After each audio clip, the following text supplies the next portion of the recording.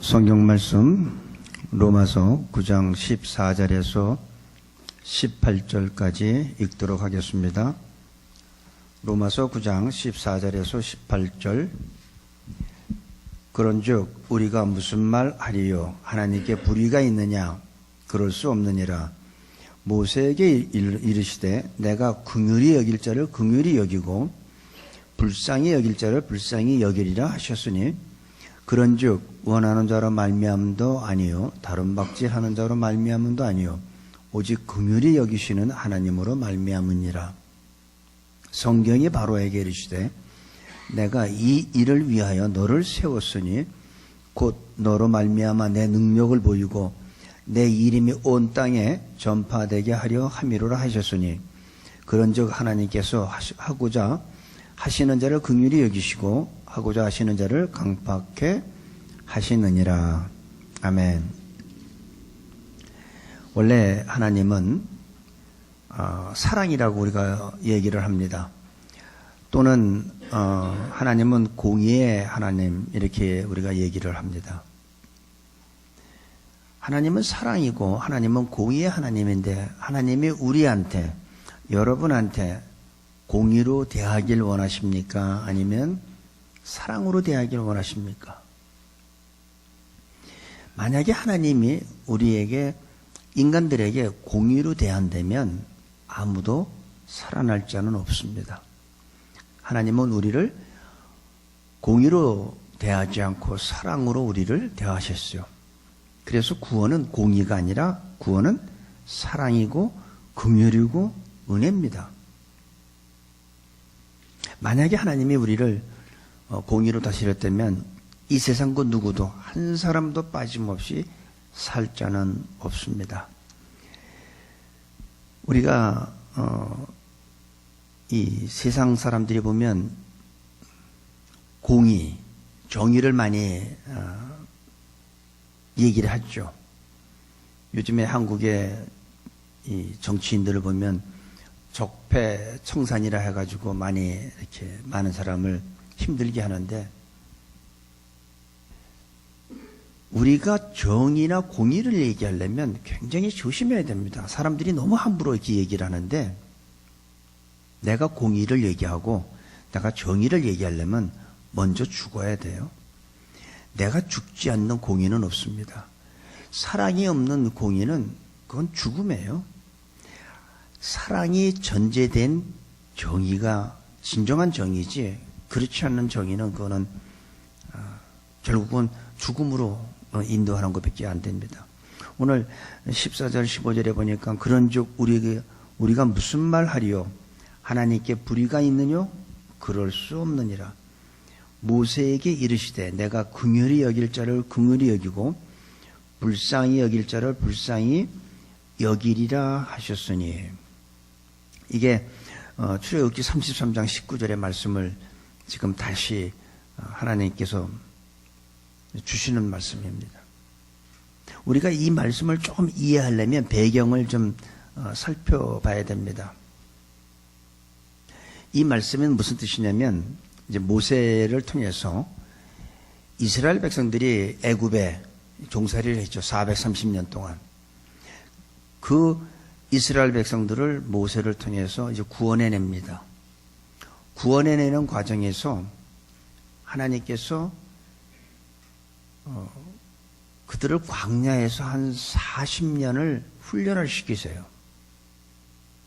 원래는 애굽에서 젖과 꿀이 흐르는 가나안 땅까지 인도하는 데는 한 일주일이면 간다고 그러는데, 광야에서 40년을 하나님께서 훈련을 시키는데, 그 이유가 이스라엘 백성들이 12명의 정탐꾼이 가서 10명은 부정적인, 하나님이 젖과 꿀이 흐르는 땅을 하나님께서 줬는데 믿음으로 가지 않고 정탐꾼들이 가서 보고선 부정적인 생각을 했어요.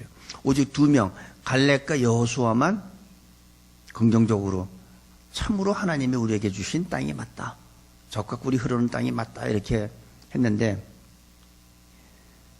40일 동안 정탐꾼들이 정탐을 하고 왔는데 바로 거기에서 40년이 나온 겁니다. 민수기 14장 33절 34절에 보면 구약성경 219페이지입니다. 너희 자녀들은 너희의 패역한 죄를 지고 너희의 시체가 광야에서 소멸되기까지 40년을 광야에서 유리하는 자가 되리라. 그래서 광야에서 40년을 보내게 된다는 얘기를 하는데 그 40년이 어떻게 됐냐면 34절에 너희가 그 땅을 탐지한 날수 40일의 하루를 1년으로 환산하여 그 40년간 너희가 너희의 죄악을 질지니. 그래서 40년이 된 거예요. 40일 동안 정탐꾼들이 정탐한 그 날을 하루를 1년으로 해가지고 그래서 40년 동안 하나님께서 광야에서 훈련을 시키는 모습을 우리가 볼 수가 있습니다. 그래서 광야는 매일매일 움직이니까 그 사람들이 농사를 지을 수가 없잖아요. 매일 움직이는데 어떻게 무슨 씨를 심겠습니까? 열매를 맺겠습니까? 그러니까 하나님께서 매일 만나를 주셨죠. 고기 먹고 싶다 그러면 메추라기 보내주고 목마르다 그러면 바위에서 생수를 하나님이 허락해 주셨어요. 그런 과정에서 어느 날 하나님이 모세를 부릅니다. 시내산 가시떨기 나무에서 모세를 부르죠. 그래서 모세는 하나님의 말씀을 받기 위해서 산으로 올라갑니다. 모세는 산에 올라가서 이스라엘 백성들이 지켜야 될 규훈, 다시 말해서 율법, 그거를 받기 위해서 산으로 올라가고 이스라엘 백성들은 땅에 남아있는데 땅 안에서 하는 짓이 뭐냐면 금을 걷어서 금송아지를 만들고 그 금송아지가 하나님이 자기네들을 여기까지 인도한 신이라고 그 우상을 만듭니다. 그래서 항상 우리가 하나님하고 교통해야죠. 위를 바라보지 않고 이 땅에 있으면 우상 섬기게 돼버려요. 금송아지나 만들고 그것이 말 못하는 자기네가 만들고 어떻게 자기 신이 됩니까 그게. 쉽게 얘기하면 내가 무슨 나무는 뭐 하나 만들어 놓고 그걸 신이라고 섬기는 거하고 뭐가 다릅니까? 그런 것들은 신이 아니에요. 사람들이 만든 수공물에 불과한 거지. 하나님이 모세한테 처음에 십계명 603개의 율법을 주시고 603개의 율법을 주시고 십계명 10개를 두 돌판에다 새겨서 줍니다. 모세가 내려와 보니까 우상을 섬기고 말도 안 해요. 그러니까 모세가 화가 나가지고 하나님이 만들어주신 돌판을 던져서 깨버립니다. 이게 대단하죠? 만약에 하나님이 저한테 주셨으면 전 감히 하나님이 만들어준 건데 어떻게 이거 아무리 화나도 그렇지 그거를 깹니까? 근데 모세는 깼어요. 그래서 하나님이 모세한테 다시 네가 전에 거하고 똑같은 돌판을 만들라고 하죠. 잠깐 우리 성경 가서 볼게요. 출애굽기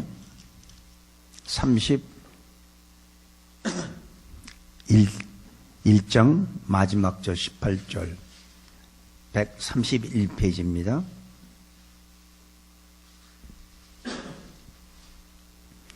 여호와께서 시내산 위에서 모세에게 이르시되 마치신 때에 증거판 둘을 모세에게 주시니 이는 돌판이요 하나님이 친히 쓰신 것이더라.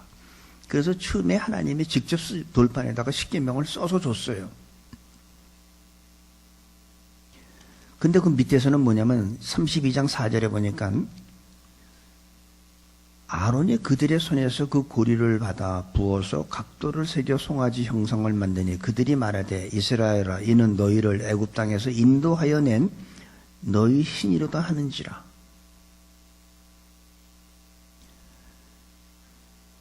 이래서 이 32장 19절에 보면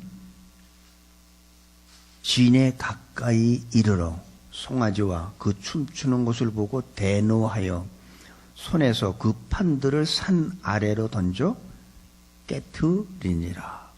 이건 모세가 이런 성격이 있는 거죠. 하나님이 만들어서 신이 하나님이 써주신 건데 화가 나가지고 그냥 그거를 산 아래로 막 집어 던져요. 솔직히 나 같으면 난 못해. 그건. 무서워서 못해. 그래서 깨뜨렸어요. 처음에 하나님이 만들어준 돌판을 깨뜨렸어요. 그 다음에 이 34절 1절에 보세요. 34장 1절 여호와께서 모세에게 이르시되 너는 돌판 둘을 처음 것과 같이 깎아 만들라. 네가 깨트린 바 처음 판에 있던 말을 내가 그 판에 쓰리니. 그래서 두 번째 준 돌판은 모세가 직접 돌을 깎아서 만들어야 돼요. 지가 깼으니까 지가 만들어야지. 쓰는 건 하나님이 써줘도 돌판은 똑같이 만들려는 거야. 네가 전에 깨트렸으니까.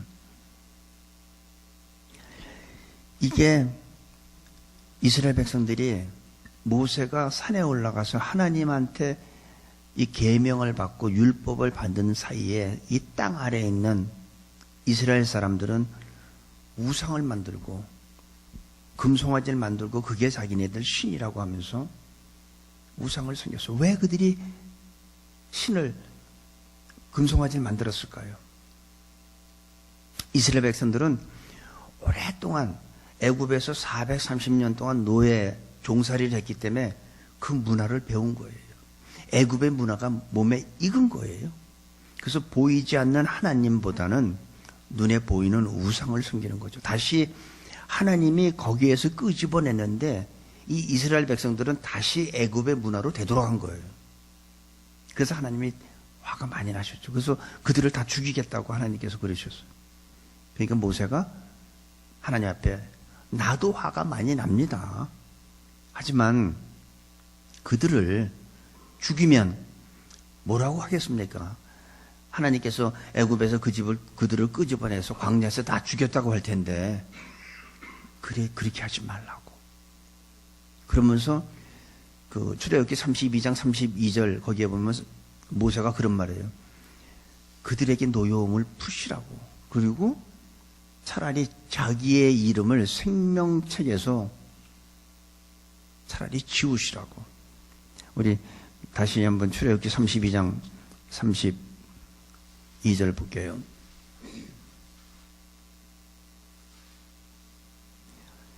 32장 32절 31절부터 보면 여호와께로 다시 나아가 여짜오되 슬프도이소이다. 이 백성이 자기들을 위하여 금신을 만들어 싸우니 큰 죄를 범하였나이다. 그러나 합의하시면 이제 그들의 죄를 사하시옵소서. 그렇지 않았으면 원컨대 주의 기록하신 책에서 내 이름을 지워버려 주옵소서. 여호와께서 모세에게 이르시되 누구든지 내게 범죄하면 그는 내가 내 책에서 지워버리리라. 이게 하나님께서 생명책에 기록이 되어 있어도 내게 범죄하면 지워버리겠대요. 이건 성경 얘기예요. 이게 한 목사가 그러는데 지워진 데가 아니라 출애굽기 32장 34절에 이렇게 되어 있는 거예요. 내 얘기가 아니라 성경 얘기예요. 한 목사님이 이상하게 설교한다고 생각하지 마요. 성경에 되어 있는 건 난 읽은 것 뿐이니까. 모세가 그들을 용서해달라고. 그들을 용서해주고 차라리 자기 기록된 그 책에서 내 이름을 지워버리고 이스라엘 백성을 용서해달라고 하니까 하나님께서 너뿐 아니라 누구든지 내게 범죄하면 내가 기록한 책에서 지워버리겠다. 32장 12절 보세요. 이게 왜 모세가 하나님한테 화가 잔뜩 나신 하나님한테 모세가 하는 얘기가 뭐냐면 32장 12절 어찌하여 애굽 사람으로 이르기를 여호와가 화를 내려 그 백성을 산에서 죽이고 지면에서 진멸하라고 인도해냈다 하게 하려 하시나이까. 주의 명렬한 노를 그치시고 뜻을 돌이키사 주의 백성에게 이 화를 내리지 마옵소서. 모세가 지금 그렇게 하나님 앞에 간구하는 거예요. 이들을 죽이면 하나님이 이들을 죽이면 그들을 애굽에서 끄집어내서 다 죽였다고 할 거 아닙니까? 죽이려고 끄집어냈다고 할 텐데 그럼 하나님의 사랑의 하나님, 그건 하나님 앞에 누가 되니까 그리지 말고 화를 참으시라고. 그렇게 해서 이스라엘 백성들이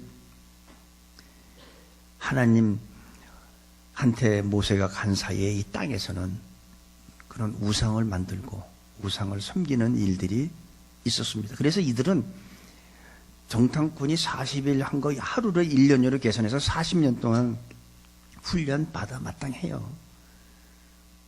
훈련 받아도 40년 받아가지고 이게 잘 될지 모르겠어요. 어쨌든 간에 이 사람들은 못 들어갔어요.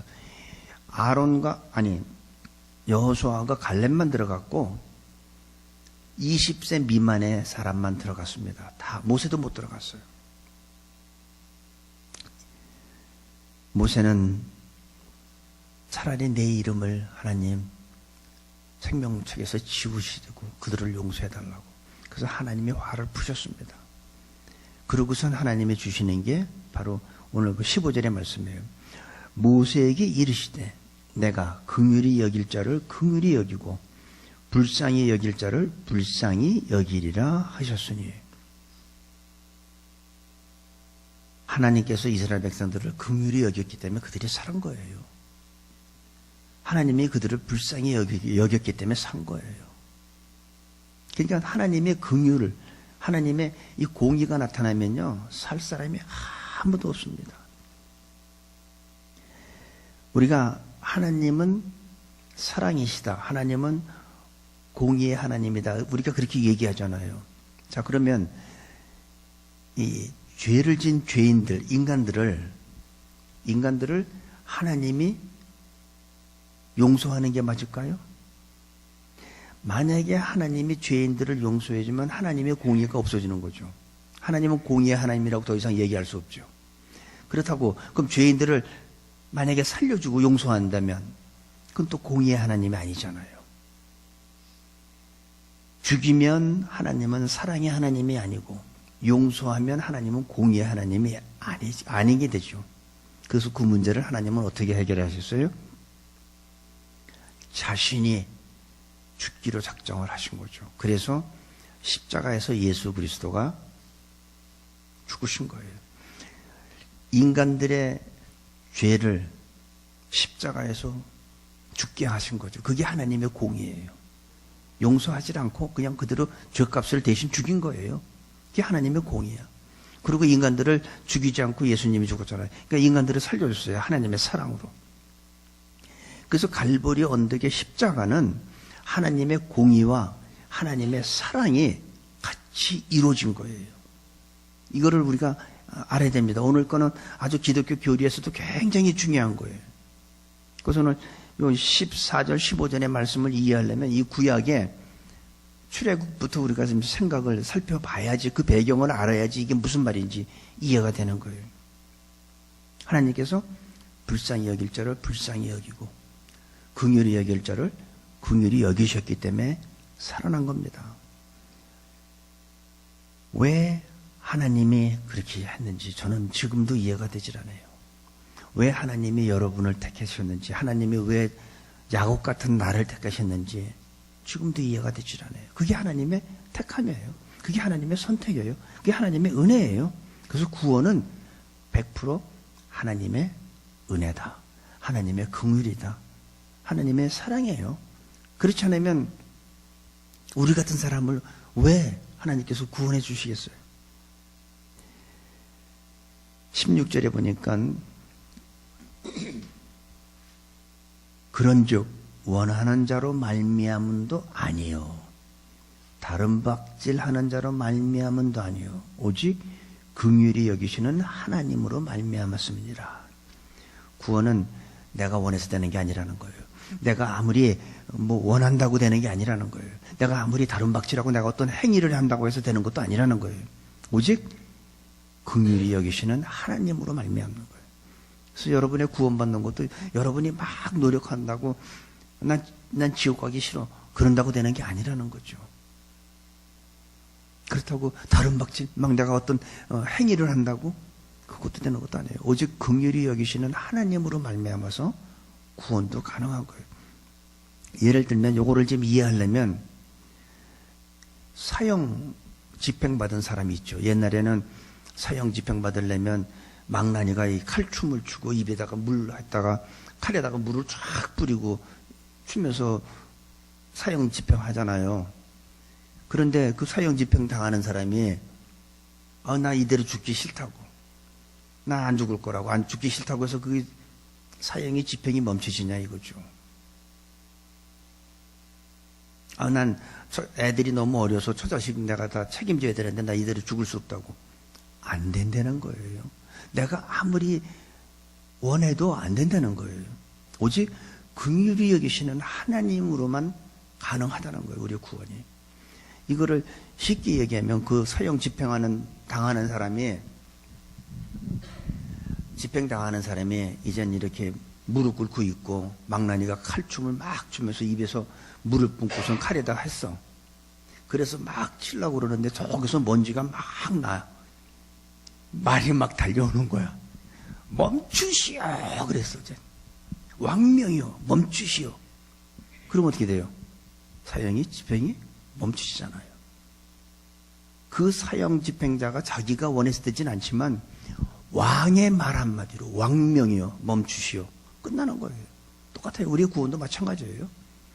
내가 아무리 노력하고 내가 원해서 되는 게 아니라 하나님, 긍휼히 여기시는 하나님으로 말미암아 우리의 구원이 이루어지는 거예요.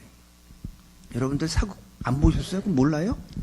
멈추시오 하잖아요. 먼지가 막 나고 말이 막 그냥 정신없이 달려와가지고 왕명이라고.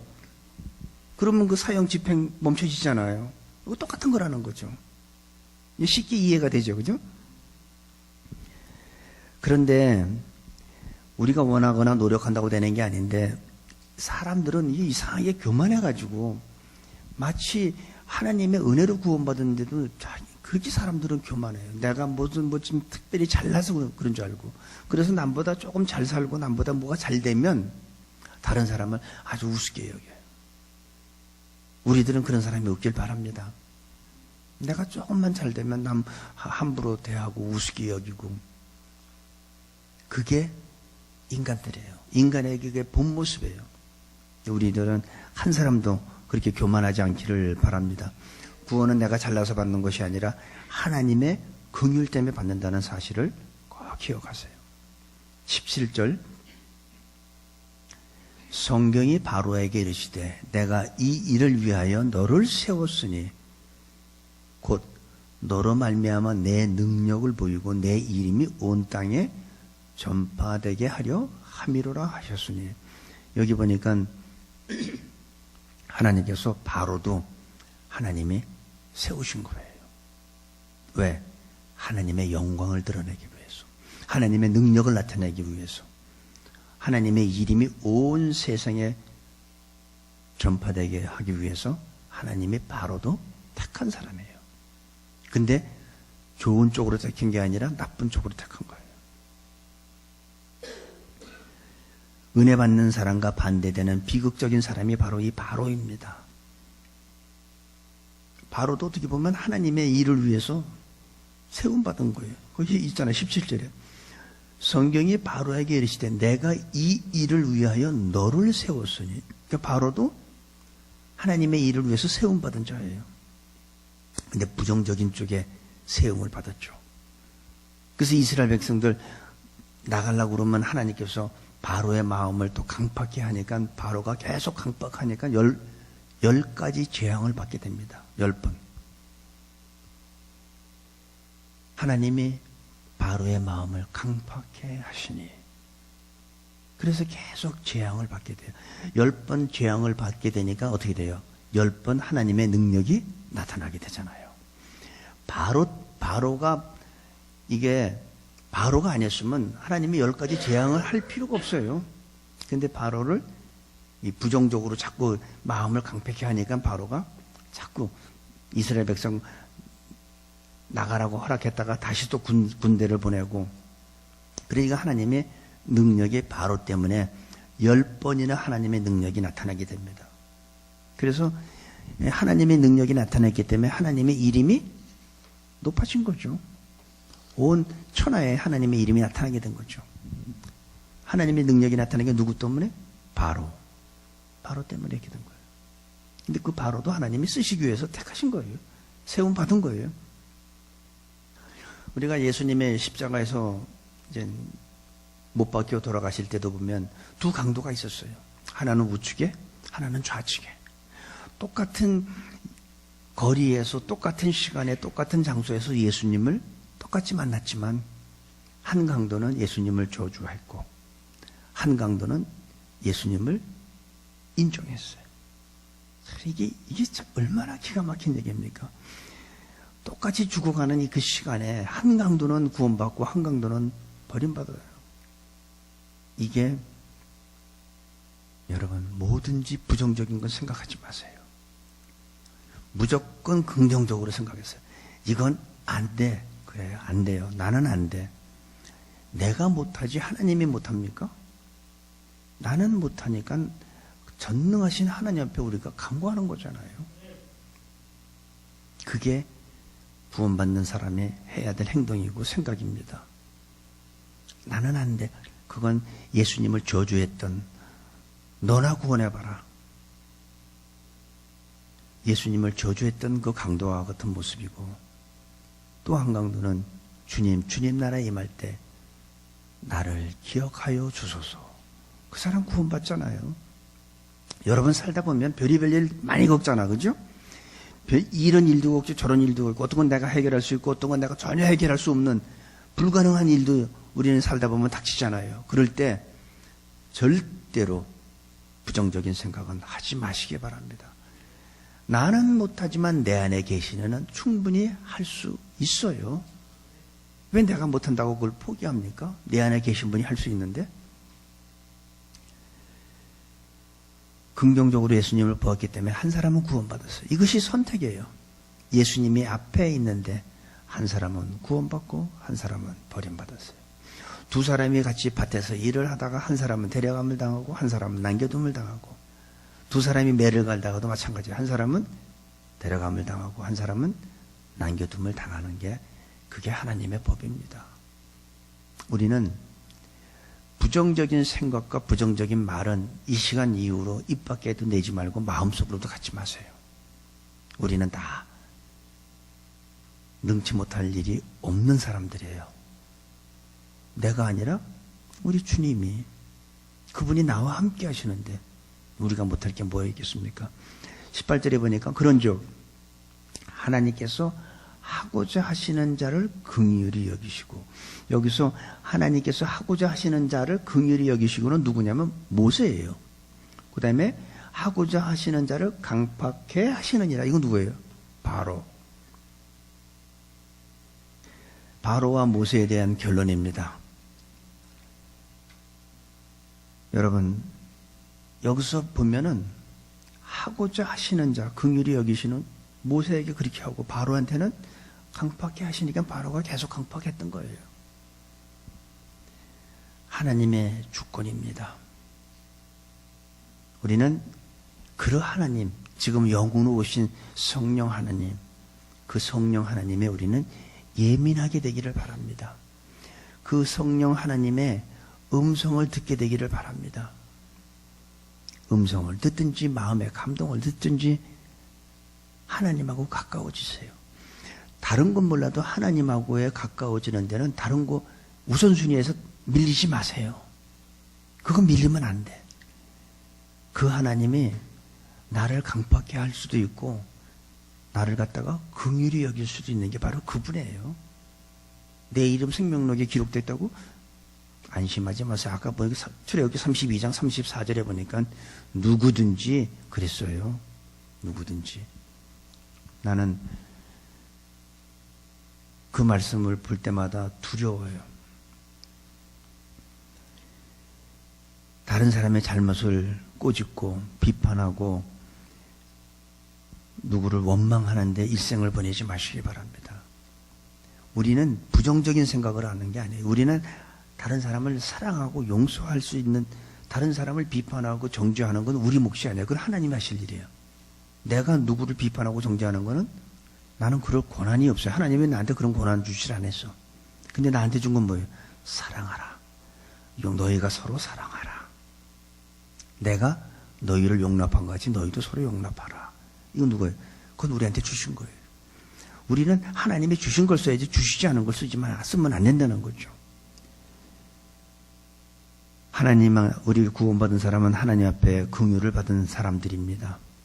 그 이유는 몰라요. 천국 가봐야 알지 왜 하나님이 사기꾼 같은 야곱을 택해 주시고 야곱 같은 나를 택해 주셨는지 그거는 이유는 모릅니다.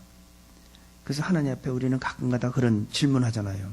하나님, 왜 나 같은 사람을 구원해 주셨습니까? 왜 나 같은 사람을 하나님 선택했습니까? 왜 나 같은 사람을 교회의 직분자로 삼고 목사로 삼고 했습니까? 이해가 안 되잖아요. 이해가 안 되지만 나 같은 인간에게 영생을 주신 하나님 앞에 우리가 해야 될 건 뭐냐면 하나님, 어떻게 나 같은 죄인이 하나님을 찬양할 수 있겠습니까? 어떻게 나 같은 사람이 하나님 앞에 예배를 드릴 수 있겠습니까? 라고 우리는 고백을 하지만 그렇지만 하나님, 나 같은 인간을 통해서 영광 받으시옵소서.